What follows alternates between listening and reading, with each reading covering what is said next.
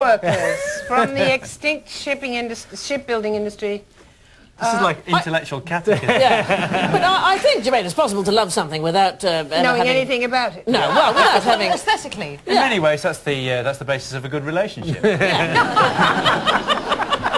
So now I would ask you, please, to loathe the Angel of the North. I hate the Angel of the North. Obviously, it's disgusting. It's a patronising attempt to kind of engage people in art. It's ugly, it's rusty. If you get up close, it's just covered in graffiti. It isn't like an angel. An angel has proper wings. That's like an aeroplane. And it made £1 million on the Antiques Roadshow just for a little copy of it. It was ridiculous. Any more questions? All his work that he has made for specific sites has a tremendous relationship with the place. And that's what's fantastic for me about this. If the shipbuilders hadn't liked it and hadn't wanted to work on it, it would never have been built. But this is not about whether you love it. I love it. I just don't think there's any substance in his carping at this beautiful thing. So where are you going, you two? Are you going to say that he loves it or that he loathes it? I think he loves it. All right, loves it. Yeah. Richard, do you love or loathe the Angel of the North?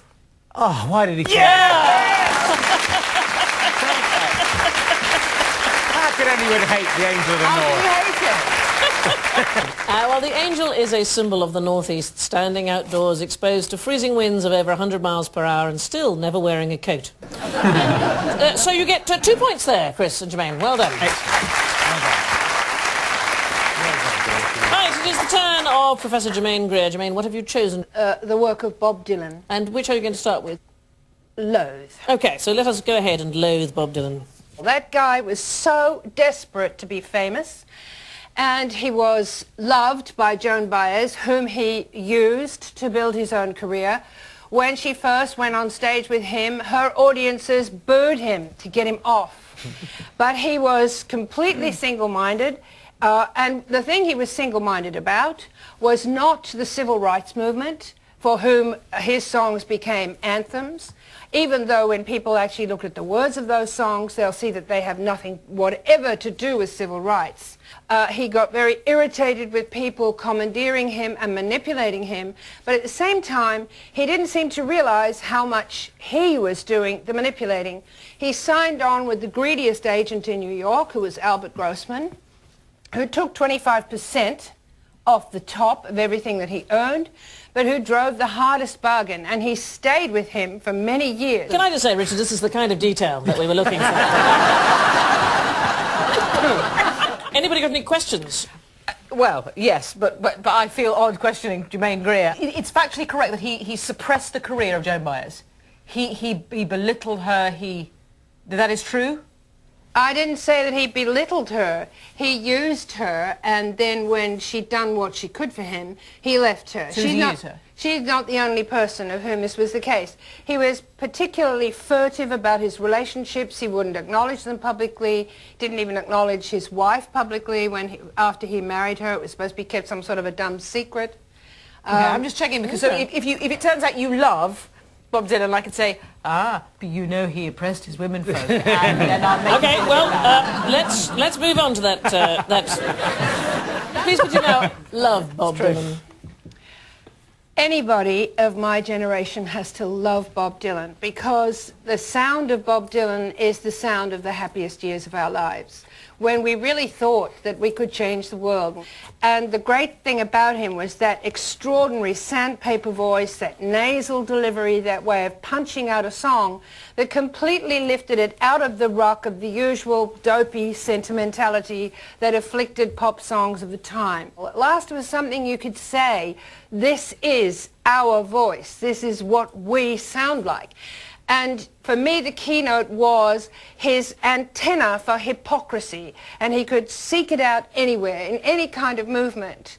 And he would put it into words, you know. He turned on a whole generation to poetry, to a certain kind of expression of feeling that was at once bitter and sardonic and sometimes absolutely luminous. He could write more beautifully about love than was imaginable, partly because he avoided the cliches, and he could also write about disappointment and bitterness. And do I have to go on? No, you're good.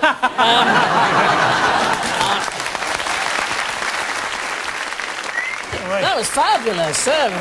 No, I don't know what to think anymore. I think you love him. What do you think? I really hate him, so I'm not... I think let's go for love. But I think it might have been a clever I want you to performance. know, if you love him, you love a woman hater. Craven, and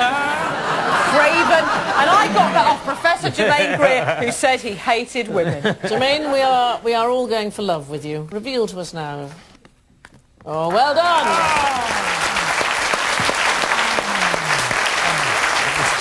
Bob Dylan apparently took his name from the poet Dylan Thomas, following the lead of a lesser-known folk singer Frank Elizabeth Barrett Browning. I love that joke. It's just silly and brilliant. Anyway, at the end of that round, Sue and Richard have got 5 points, but sneaking into the lead are Chris and Germaine with 6.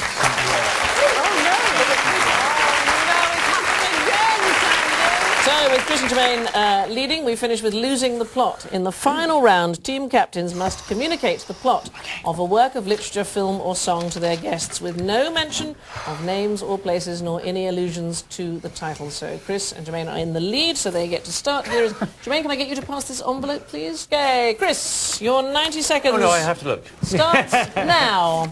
Oh, you wrote it.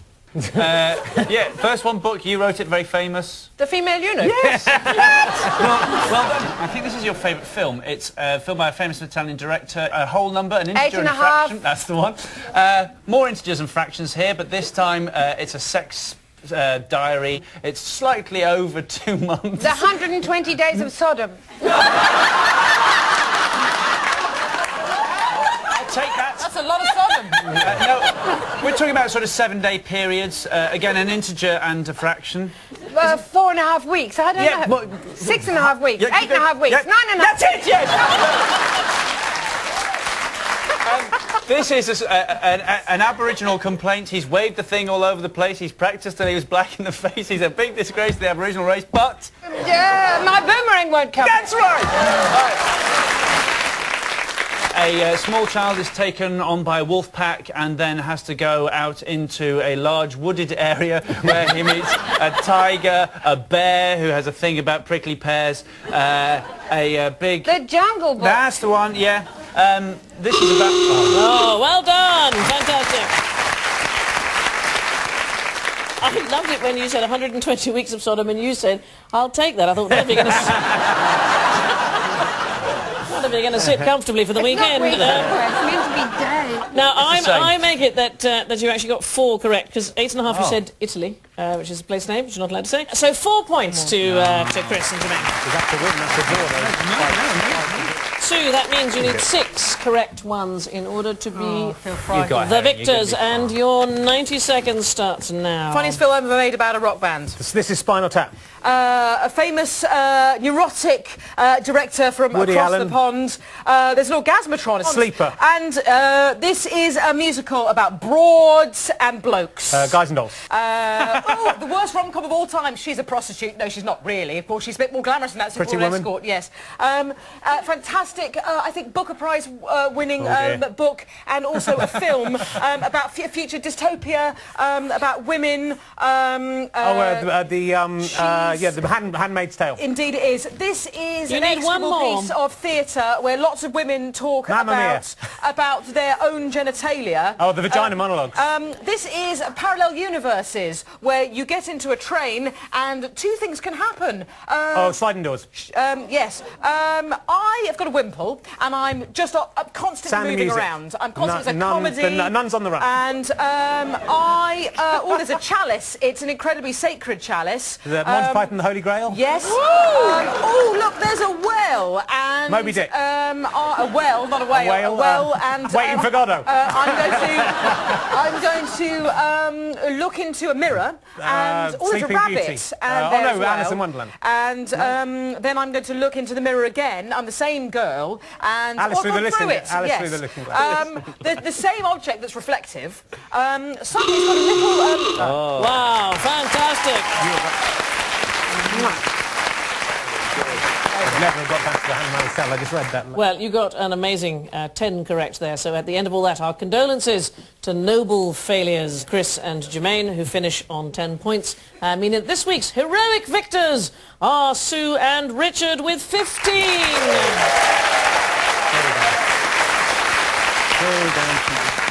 This has been What the Dickens. I've been Sandi Toksvig, and I'm off now to my local library. Well, that's what it used to be. It's now a gym with a Starbucks. I'll see you there. Good night.